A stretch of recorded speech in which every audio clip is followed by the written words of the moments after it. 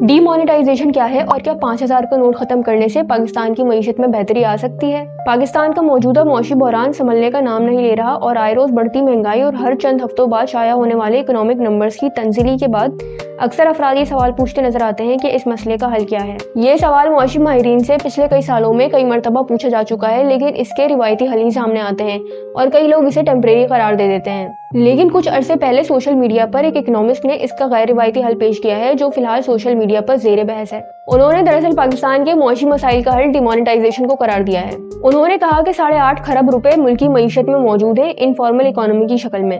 Informal economy کا مطلب ہے کہ یہ پیسہ بینکنگ سسٹم سے باہر ہے اور کیش کی شکل میں لوگوں کے پاس موجود ہے، اور یہ پیسہ ٹیکس دیے بغیر فارمل اکانومی یعنی کہ جو پیسہ بینکنگ سسٹم میں موجود ہے اس کی کنزمپشن بڑھا رہا ہے۔ انہوں نے مزید کہا کہ اگر یہ 8 کھرب روپے بینکوں کے پاس آ جائیں، یعنی بینکوں میں ڈپازٹ ہو جائیں، یا ان میں سے اگر 4-5 کھرب ہی آ جائیں تو بھی بینکس کے پاس ایکسٹرا پیسے آ جائیں گے جنہیں بینکس مختلف پروڈکٹیو ایکٹیویٹیز میں استعمال کر سکیں گے، جیسے کہ اس پیسے سے بزنسز کو لونز دیے جا سکیں گے۔ یہ پیسہ گورنمنٹ کو قرض کی شکل میں دیا جا سکے گا جسے حکومت ملک کی ڈیولپمنٹ کے لیے استعمال کر سکے گی۔ انہوں نے کہا کہ اس وقت 5000 کے نوٹ کو ڈی مانیٹائز کرنے کی ضرورت ہے۔ انہوں نے کہا کہ اگر حکومت عوام سے یہ کہہ دے کہ 6 مہینے بعد 5000 کا نوٹ نہیں چلے گا تو بہت لوگ روئیں گے، لیکن روئیں گے صرف وہی جن کے پاس 5000 کا نوٹ ہوگا۔ اس سے ہوگا یہ کہ لوگ بینکوں میں پیسہ جمع کروانا شروع کر دیں گے اور اس طرح یہ پیسہ بینکوں کے پاس آ جائے گا ڈپازٹس کی شکل میں۔ پاکستان میں میجورٹی کے پاس بینک اکاؤنٹس موجود نہیں ہیں، تو ایسا صرف فوری طور پر ایگزیکٹو آرڈر کے ذریعے کیا جا سکتا ہے۔ یہاں بہت سارے سوالات جنم لیتے ہیں اور اس حوالے سے ہمارے پاس اپنے پڑوسی ملک انڈیا کی بھی مثال موجود ہے، جہاں آج سے تقریباً 7 سال پہلے وزیر اعظم نریندر مودی نے ڈی مانیٹائزیشن کر کے 500 اور 1000 کے نوٹ ختم کرنے کا اعلان کیا تھا۔ آئیے سمجھتے ہیں کہ ڈی مانیٹائزیشن کیا ہے اور اس کا کیا مقصد ہوتا ہے، اور کیا یہ پاکستانی معیشت کے لیے فائدہ مند ثابت ہو سکتی ہے یا نہیں۔ ڈی مانیٹائزیشن ایک ایسا عمل ہوتا ہے جس میں کوئی بھی حکومت کسی مخصوص نوٹ کو اکانومی سے ختم کرنے کے لیے پالیسی بناتی ہے۔ اس پالیسی کے تحت مخصوص بینک نوٹ کی ایکسپائری ڈیٹ فکس کر دی جاتی ہے اور عوام کو آگاہ کر دیا جاتا ہے کہ اتنے عرصے بعد اس کرنسی نوٹ کو استعمال نہیں کیا جا سکے گا، یعنی مارکیٹ میں یہ قابل قبول نہیں ہوگا۔ حکومت ایسی پالیسی بناتی ہے جس کے تحت اس دورانیے میں عوام اس نوٹ کو بینکوں میں جمع کروا سکیں۔ اس کے بعد یہ رقم نکلوانے کی اجازت تو ہوتی ہے، لیکن اس حوالے سے حکومت کی کچھ شرائط ہوتی ہیں۔ خیال کیا جاتا ہے کہ بڑے نوٹ عام طور پر کرپشن، ٹیکس چوری اور اسمگلنگ جیسے غیر قانونی کاموں میں استعمال کیے جاتے ہیں، اور ڈی مانیٹائزیشن کا بنیادی مقصد یہی ہوتا ہے کہ کرپشن اور ٹیکس چوری کا خاتمہ کیا جائے۔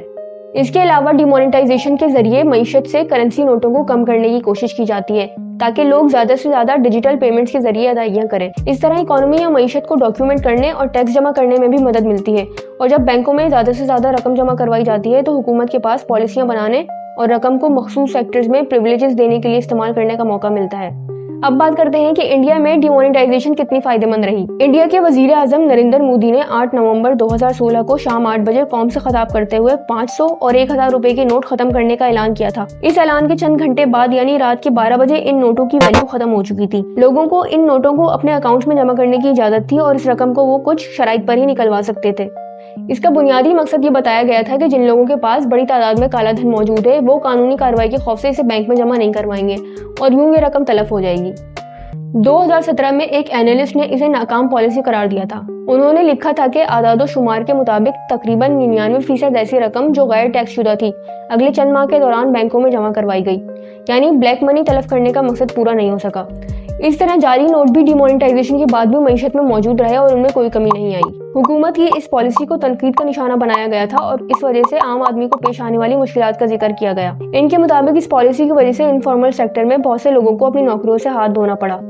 انڈیا میں اس پالیسی کا ایک اور فوری اثر کیش کی کمی کی صورت میں دکھائی دیا جب لوگوں کی قطاریں بینکوں کے باہر دکھائی دیں۔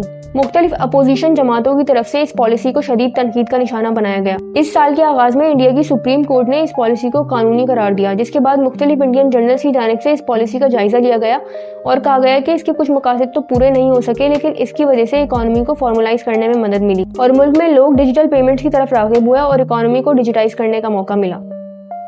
اب بات کرتے ہیں کیا پاکستان میں ڈی مانیٹائزیشن کا عمل فائدہ مند ثابت ہو سکتا ہے۔ سال 2016 میں جب انڈیا میں ڈی مانیٹائزیشن کی پالیسی اپنائی گئی تو پاکستان میں بھی سینٹ نے ایک قرارداد کے ذریعے تجویز دی کہ 5000 روپے کا نوٹ ختم کر دیا جائے تاکہ غیر قانونی پیسے کا بہاؤ روکا جا سکے और पाकिस्तान की इनफॉर्मल इकोनॉमी जो कि टैक्स अदा नहीं करती उसे महदूद किया जा सके। लेकिन इस वक्त के फाइनेंस मिनिस्टर ने इस तजवीज़ को रद्द करते हुए कहा था कि इससे कारोबार को नुकसान पहुंचेगा। उस वक्त हुकूमत का मौक़िफ़ ये था कि नोट खत्म करने के बजाय डिजिटल बैंकिंग का फरोग इसका एक बेहतर हल है, जिससे इन दूर दराज इलाकों के लोग जहां बैंक्स की ब्रांचेस मौजूद नहीं है वो स्मार्टफोन के जरिए घर बैठे बैंक अकाउंट्स खोल सकेंगे। वाज़ेह रहे कि 5000 का नोट पाकिस्तानी करेंसी का सबसे बड़ा नोट है जो कि पहली बार 2006 में जारी किया गया था। दूसरी जानिब पाकिस्तान की तमाम हुकूमतों की कोशिशों के बावजूद पाकिस्तान में टैक्स अदायगी की शरह 10% से भी कम है, जिसकी वजह इनफॉर्मल इकोनॉमी बताई जाती है। इनफॉर्मल इकोनॉमी में वो तमाम छोटे कारोबार आते हैं जिनके ना तो बैंक अकाउंट हैं और ना ही वो गवर्नमेंट को टैक्स देते हैं। इनमें कुछ बड़े कारोबार भी शामिल हैं जो सारी लेन देन कैश में करते हैं और कमाया हुआ सारा पैसा बैंक के बजाय घर में रखते हैं ताकि हुकूमत को इनकी आमदनी के बारे में पता न चल जाए और फिर हुकूमत इनसे टैक्स ना मांग ले। एक माहिर मईशत ने एक जर्नल को इंटरव्यू देते हुए कहा कि पाकिस्तान में जिन लोगों पर टैक्स लगाया ही नहीं जाता उन्हीं के पास सबसे ज्यादा दौलत मौजूद है, और अगर आप डिमोनेटाइजेशन कर भी दें तो भी इनके पास ऑप्शन मौजूद है इस पैसे को किसी दूसरे एसेट में तब्दील करवाने के। इस तबके पर भी टैक्स लगाया जाए और इस पर सख्ती से अमल दरामद करवाया जाए। इसी तरह रियल एस्टेट सेक्टर में जहाँ ज्यादातर पेमेंट्स कैश में हो रही हैं इस पर टैक्स लगाया जाए और इस सेक्टर को डॉक्यूमेंट किया जाए। सोशल मीडिया पर भी इस बारे में काफी बहस की जा रही है और इस हवाले से एक सोशल मीडिया यूजर ने इसके रद्द-ए-अमल में लिखा कि इससे कुछ भी फायदा नहीं होगा बल्कि लोग डॉलर और सोना खरीदने की दौड़ में लग जाएंगे, जिससे रुपए की वैल्यू मजीद कम हो जाएगी जबकि प्रोडक्टिविटी वहीं की वहीं रहेगी। लेकिन कुछ ऐसे लोग भी नजर आए जिन्होंने डिमोनेटाइजेशन की हिमायत की। एक सोशल मीडिया यूजर ने लिखा कि अब वक्त आ चुका है कि कैश में सौदे खत्म किए जाएं, डिमोनेटाइजेशन से पाकिस्तान में करप्शन का कल्चर खत्म होगा। तो ये है डिमोनेटाइजेशन। पाकिस्तान में डिमोनेटाइजेशन के हवाले से आपकी क्या राय है नीचे कमेंट सेक्शन में जरूर बताइएगा। वीडियो अच्छी लगी हो तो kindly make sure to subscribe because it really helps. मिलते हैं अगली वीडियो में। Thanks for watching.